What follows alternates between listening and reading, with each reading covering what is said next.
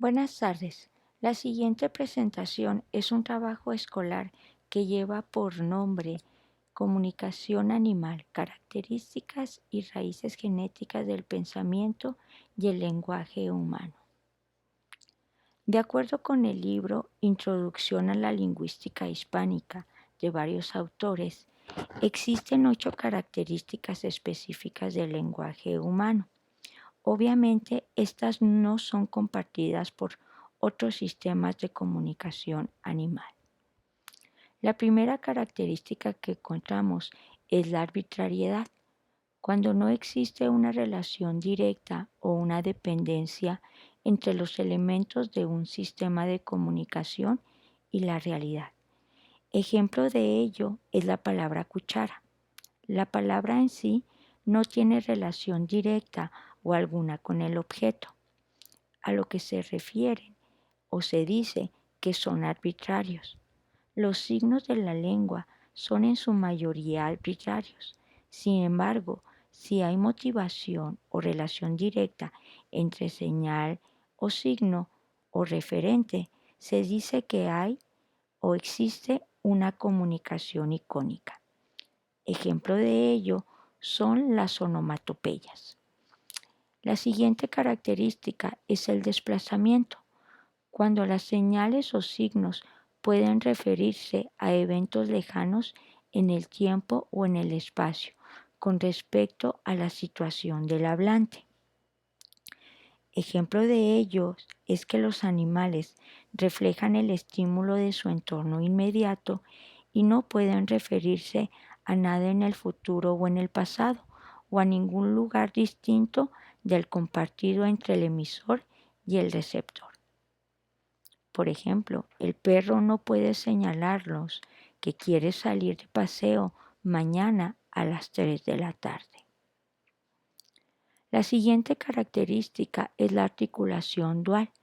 Los sonidos de una lengua no tienen significado intrínseco, pero se combinan entre sí de diferente manera para formar elementos, es decir, palabras, que poseen significado.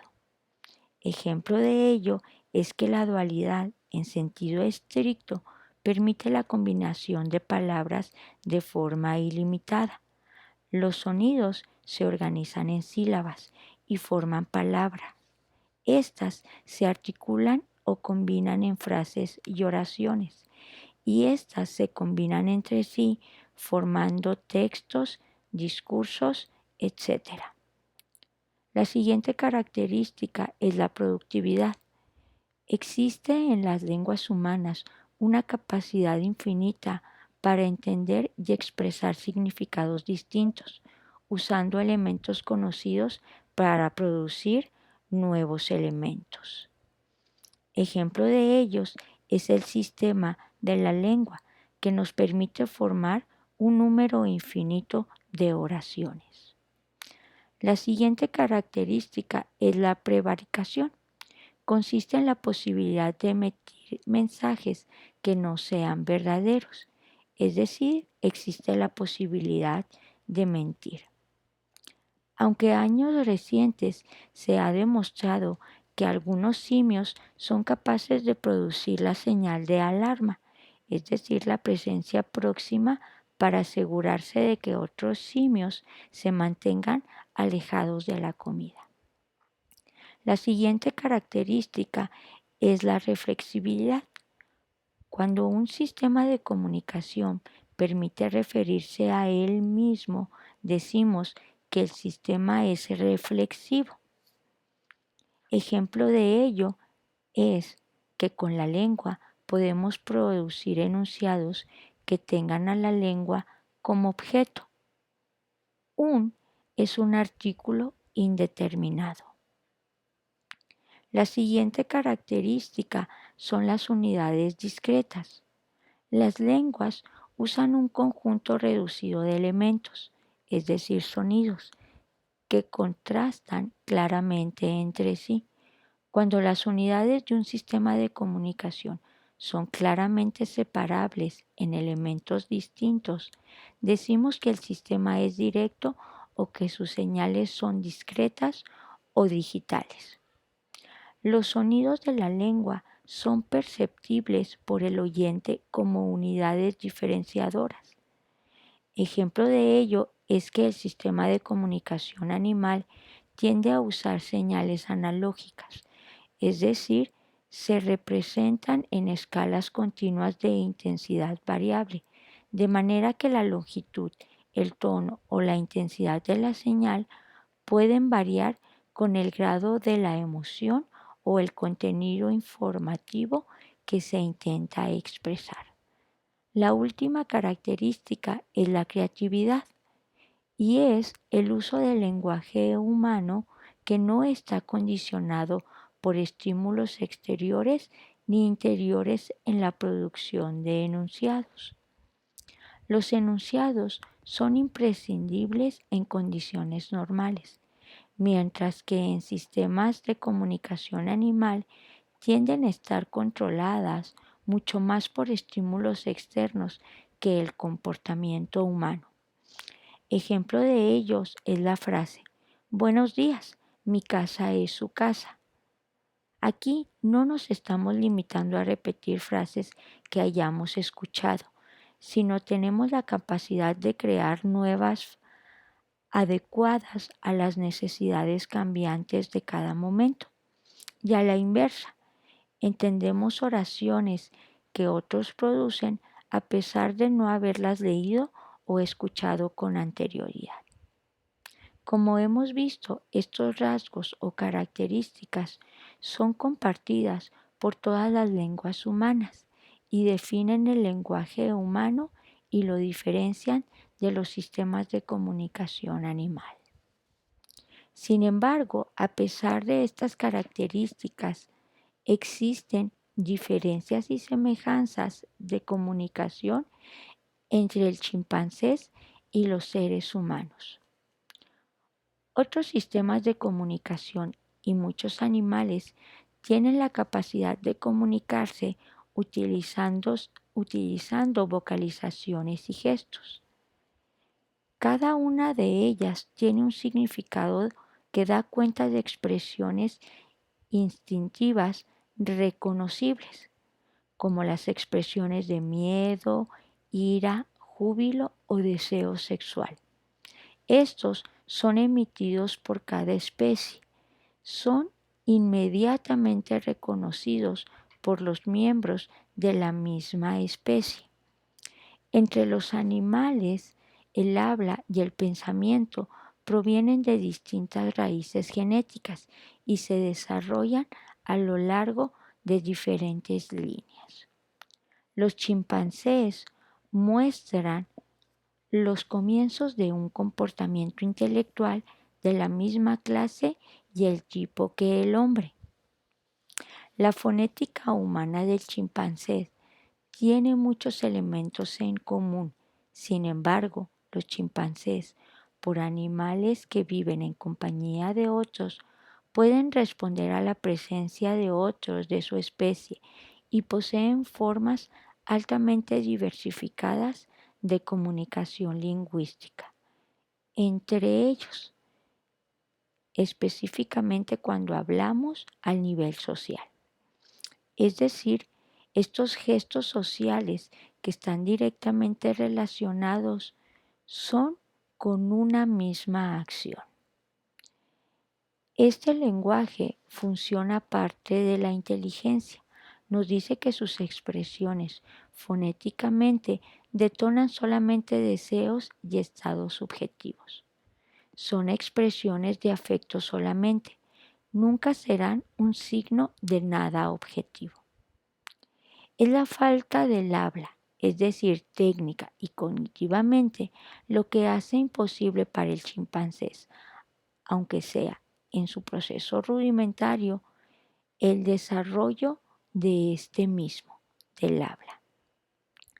El lenguaje requiere una operación intelectual, la cual los chimpancés no poseen esta aptitud.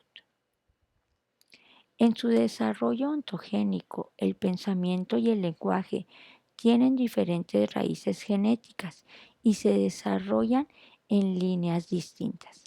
es decir, independientemente. Sin embargo, estas funciones tienen una estrecha correspondencia entre ambas, específicamente en el hombre, y están ausentes en los chimpancés. Hay una frase preintelectual en el desarrollo del habla y una frase prelingüística en el desarrollo del pensamiento. Desde hace tiempo se conocen las raíces preintelectuales del habla en el desarrollo infantil, como el balbuceo, los gritos y sus primeras palabras. Estas etapas son claramente establecidas y no tienen nada que ver con el desarrollo del pensamiento. Sin embargo, no todas ellas cumplen una mera función de descarga emocional.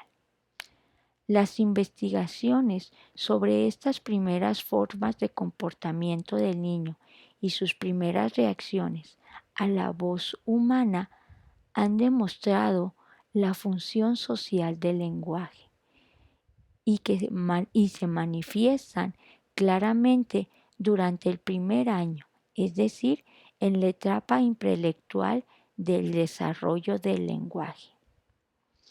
Y entonces es cuando se da esa interrelación entre el lenguaje y el pensamiento, siendo el hecho trascendental de que las dos funciones se unen para iniciar una nueva forma de comportamiento, es decir, una fase intelectual. El lenguaje comienza a servir al intelecto y los pensamientos empiezan a ser expresados. Ambas funciones cumplen dos objetivos: la repentina y activa curiosidad del niño acerca de las palabras en la fase ¿qué es esto? Y un vocabulario más amplio cada vez, es decir, la función simbólica de las palabras. En el desarrollo del habla, el pensamiento se torna verbal y el lenguaje racional. Los procesos y significados del lenguaje interiorizado tienen distintas fases.